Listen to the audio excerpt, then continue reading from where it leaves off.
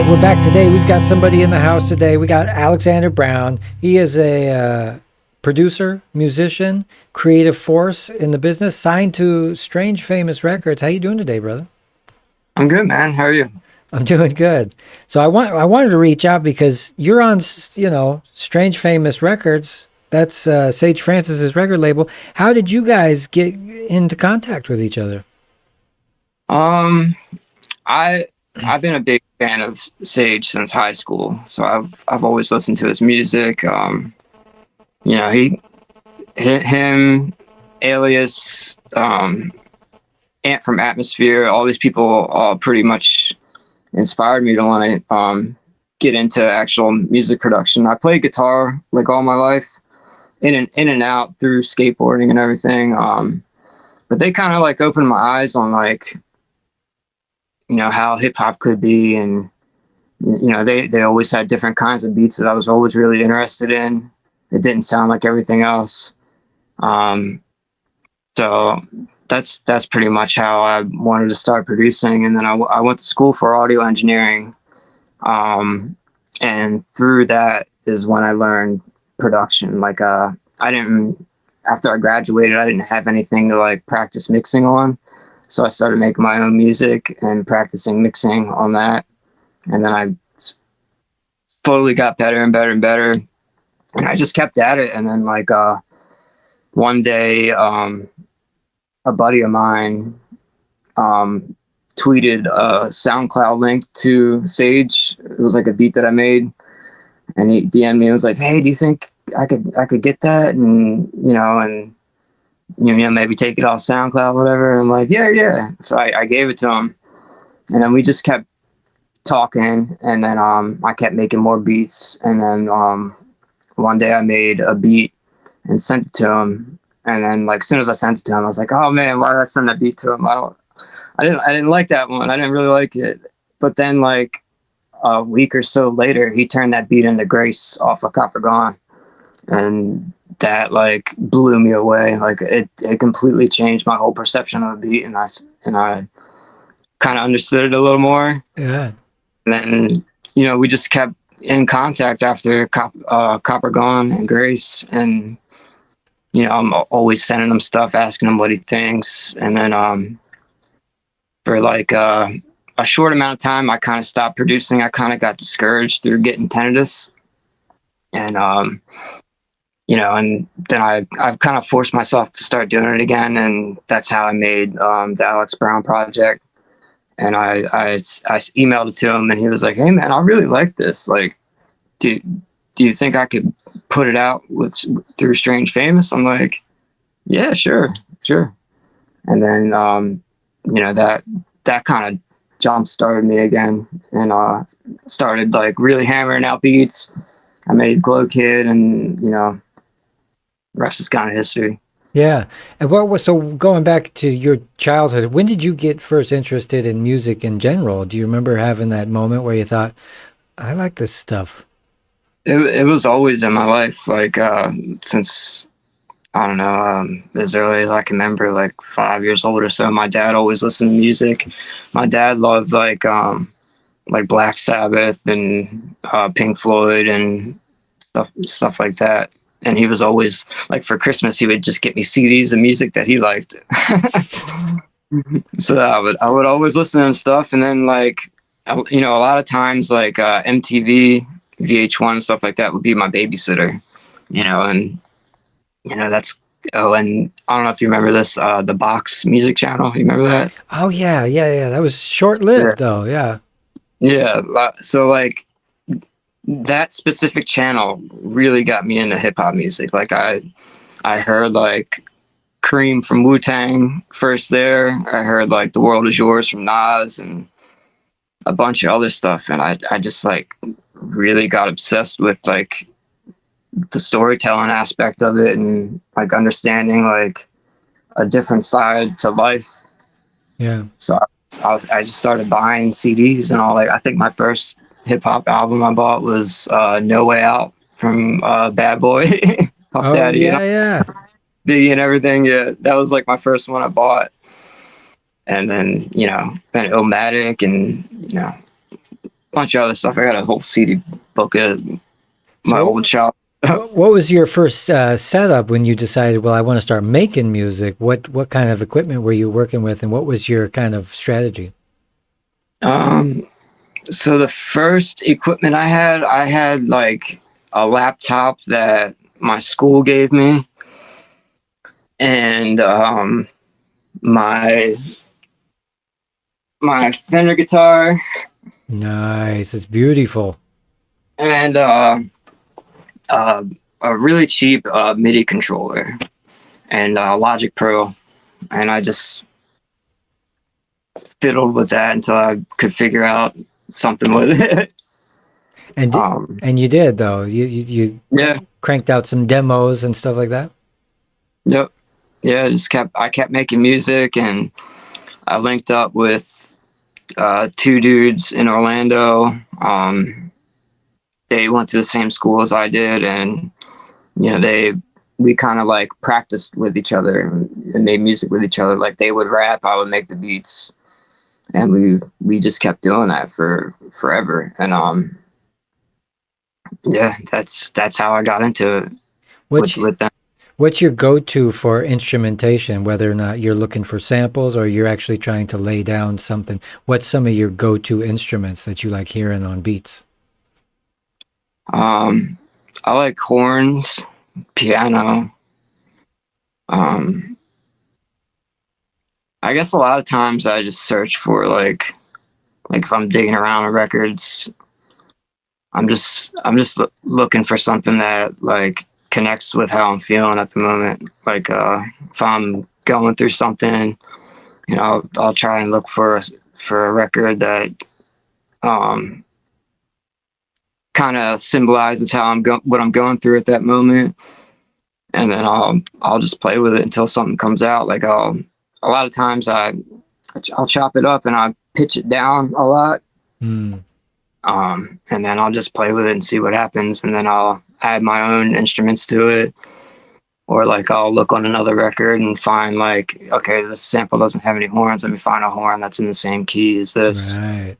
and I'll play with the pitch again and see what else I can get with it. And um Do you find yeah. do you find that you got encyclopedic knowledge of your own record collection where you could go and get yourself a violin or find yourself a saxophone pretty quickly? No, I don't have that good of a memory. I just pull like random stuff, like whatever. I'll grab a record and like, oh, this looks cool, maybe this has something on it. Yeah. I wish I could do that though. I really wish I could do that. Yeah. That I mean, it would take a lot of patience to like sit here and like write down a list of every single record I got and like the key elements and all that. That would be the only way that I could do it, but I don't have that kind of patience. Yeah, yeah. I think sometimes you just remember, oh yeah, like El Condor Pasa on Simon and Garfunkel, that's got a mandolin or something, and you just remember these things. But I guess yeah, some things I can remember that, like some things, but most of the time, no, I'm not even like thinking about it like that. I'm just staying on course with the vibe I'm feeling, and just whatever happens, happens. well, you sound like you're a true artist in that way then. But look, you also spent time in LA. I remember we were talking about that before we started, but you started coming up in LA and you got to meet some interesting characters. What was it like being in LA? And how long were you there? It was cool, man. I literally like before I went there, I was back here in Baltimore, and I wasn't really doing too much. I was making music with my friend Cubby Bear, rest in peace, and I was just here making music with him, and didn't really have nothing going on. And then my friends that I met in Orlando, they contacted me and said that they had like some room in their house in LA if I wanted to come out. And I'm like, all right, I'll come out. So I just like saved up $2,000 and packed everything in my little car and drove across country and moved there. I didn't have a game plan or anything. I just went. And then a buddy of mine he used to work in a studio in Atlanta, and Rodney Jerkins was there working, and he overheard Rodney talking about how he needed engineers in LA. So then my friend told him about me, and then he got his email, and then I sent my resume to him, and then I got in for an email. I got in for an interview, and sorry, one sec.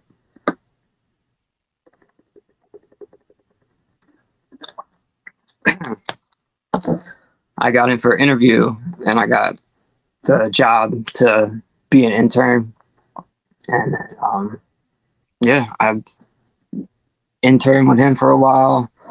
I did pretty much everything with him. Like I did a lot of like studio finances, sending equipment out to get repaired, recording, assisting in mixing, creating like workflow for all the other interns, and doing interviews for new interns, and then I guess after a year and some change, I left there. Kind of had some differences, so I didn't really want to be over there anymore. So I left, and then I went on tour for a while. You went on tour. How was that? Where did you go? It was good, man. I went on tour with this dude Precise the first time around. I was DJing for him. We were on tour with Little Debbie. And we pretty much went everywhere, except for like northeast states and like Alaska and Hawaii. We didn't go to those places, but that was fun. And then I went again with John Connor, and then I went again with my buddy Cap Callis. Of all the places that you've been to LA, and then you went on tour. You got to see all this stuff on tour, and you're originally from the East Coast. Was there do you think there's some interesting people or interesting culture that you remember, or natural beauty? How did it compare? Like I know that, and the West Coast is always different from the East Coast. So yeah, did you have culture shock? A little bit, I did. When I was on tour, I loved New Mexico. Like really? I thought it was so beautiful. Like everything around it. Yeah. It is. Yeah, I mean, I don't know. I just felt good there. Like I just felt good. I don't know. Like I didn't have any achy joints or nothing, and I don't know. I felt like the air was clear. Well, I think the dryness is good for joints, right? Like people, that's why old people go to the desert. That's why they retire down there, because they're like. Sure, yeah. No, I don't know. I just felt good there. I just felt like a good place. I didn't really want to leave. Yeah. But I don't know. LA was cool too. I think after the second year, I was like, all right, this is a little too much. Like, let's be honest, LA is overwhelming. Yeah, the traffic was crazy. Like a place that it should only take me 10 minutes to get to, like takes like almost 2 hours sometimes. I hated that. The traffic, like to be on the Ventura Freeway for like hours and hours. Yeah. And like I like to be in places where I can if I'm like overwhelmed by the city, I can just pull off and be at a park or something, or so, but LA, it's just like, it never ends. You can't get out of town so easily. Yeah, it was crazy, man. And like where I interned, the studio had moved to Calabasas, so then I'd have to go from the Valley to Calabasas every single day, except for Sundays. It was too much. It was too much. Well, now that basically you can't, if you want to make music, you can do it from anywhere in the world, right? Right. Yeah. Yeah. Yep. Do it anywhere. Yeah. Well, you think you'd move to New Mexico? Maybe if I had an opportunity to. I don't know. My family's over here, and I spent enough time like away from home, and I think as long as I have family here, I'm gonna stay here and be with them. Well, You know, you got a nice setup. I don't know why you don't need to leave anyway. It looks like you got a really nice studio going. it's in my basement. You know, I made this my hideaway and workshop. Yeah, I don't have any friends or anything. I don't go out.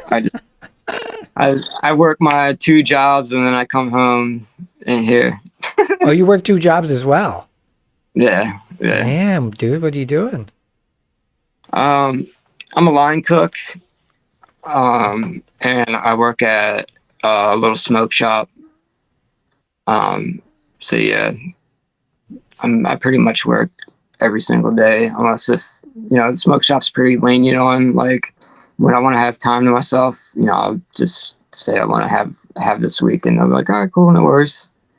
They're really cool about that. Yeah. But yeah. Well, you're definitely a musician because we've all had those jobs. Yeah. I had 12 jobs in 1 year one time. Damn. Yeah, I couldn't. Yeah. I hated them all. Yeah, I can relate to that. I guess in 2019, I was job hopping like crazy. I just couldn't find like a good non-toxic environment to work in. Yeah, yeah. If you could, would you live in the cabin in the woods, or would you want to live like? Yeah, 100%, 100%. Yeah, 100%. I think about that every day.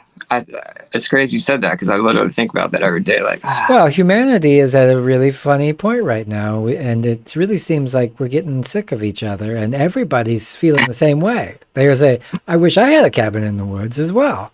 Yeah, it's crazy, man. Like, Baltimore has been getting really nuts too lately. Like, you can't really go into the city without like expecting some kind of like situation happening. Like you always got to be prepared for something. And I don't even go in there anymore. The only time I went to the city was like last year when I wanted to get a record, and I drove all the way to this record shop to get one of the personal journals records from Sage. I went all the way out there just to get that, and that was the only time I went there in like the past 5 years. 4 or 5 years. What's it feel like going back into the Babylonian city after so long of being out? I don't like it, man. Like, I mean, it's cool for certain things. It's cool to go back to my old neighborhood once in a while. But I grew up there, and I just don't feel like there's a reason for me to go back in there. It's just, it's too hectic. It's just not who I am anymore. Do you start thinking about, do you like going for nature walks and stuff in your old age? Yeah. Really? I got a state park down the street from me. Oh, you're lucky. There. Yeah, you're lucky. Yeah. Yeah, I'll go there with my friend Rachel, go walk around or something. There's like a really cool waterfall there. Like I don't know how tall it is. It's not that tall, but it's nice. It's nice and peaceful. That's what I'm talking about. Yeah. There is nothing more wonderful than nature and especially times like this. But I think there's nothing more like punk rock or like, cooler than saying fuck you to society and going out in the woods and just hanging out, burning one, Yeah. Yeah. Yeah, that's what I love. So what's next for you? You got some records coming out. You're going to be doing some producing. You're going to be doing some touring. What do you have anything on the horizon? Yeah, I did a whole album with Metermaids and Buddy Peace. I love that album so much. Like we had such a good time making that. We built up such a strong brotherhood in the process, friendship. I love those guys to death. But yeah, we made a whole record. It's fucking beautiful. And then I got some stuff going on with Cast One, and I don't know, who knows? I definitely feel the itch in me to make another new project too. So we'll see. Yeah, it's good to always stay busy. I mean, you're a creative guy, and your work is really good. Like the stuff you put together is wonderful. Thank you. Yeah. Thank So, Appreciate it. so what are there contemporary people that are in the industry now, or that you also kind of are listening to? Maybe bands or other musicians that you think are hot right now? Um, Honestly, haven't really been listening to much music. I've been so focused in, like, whenever I have free time, which was pretty rare for a long time. Whenever I had free time, I was just focusing on this Metermaids album. Um, we've been working on it for a long time. So, like, yeah, any free time I get, I would just be working on that or listening to it on my ride to work and making notes on my phone about the mixes, what I think I should do. Yeah, just kind of really obsessing over that. Do you ever feel like there's a moment when you've listened to a track that you're producing too much and that you need to walk away from it and come back? Yeah, yeah. Like the second, like if I make a good mix and I know it's good and I listen to it and all this different types of speakers, and then I walk away for a little bit and I keep listening to it over and over again, and I start picking it apart again, and then like convincing myself that it's garbage. You gotta do it over again. That's when I'm like, all right, stop listening to it for like a week, and then go back to it and see how it is. That's a familiar thing that happens to a lot of people. Yeah. Yeah. It happened to me a lot, to where then all of a sudden the mix is just completely out of control. You put too much compression. You've ruined your track because you're sitting there tweaking on everything. A little more of this, a little more of that. Yeah. Yeah. But I always like to get in the head of the people who are doing the producing, because I think it's an interesting, you're a chemist, basically. You're some kind of chef. You're creating something with all these ingredients, and it's sort of artistic and beautiful, and it's wonderful to see project. So you use Logic, you use MPC. You also have a bass guitar. You're pretty good at the bass?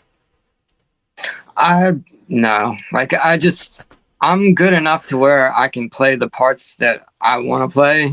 Like I'll sit there and listen to a beat and playing around with the bass, and then I'll figure out, all right, this note works, this note works, this note works, this note works. Let me do something cool with it. Yeah. Same thing with guitar. I mean, when I was younger, I used to know a lot more about guitar, and I used to play really well. But now, like I spent a lot of years too skateboarding, and I kind of, for a little bit in my childhood, I gave up playing guitar and just focused on skateboarding. But both equally good things to do with your time, by the way. Totally awesome things to do. Yeah. So, but if you had magical powers and you could really be excellent at any musical instrument, what would you pick?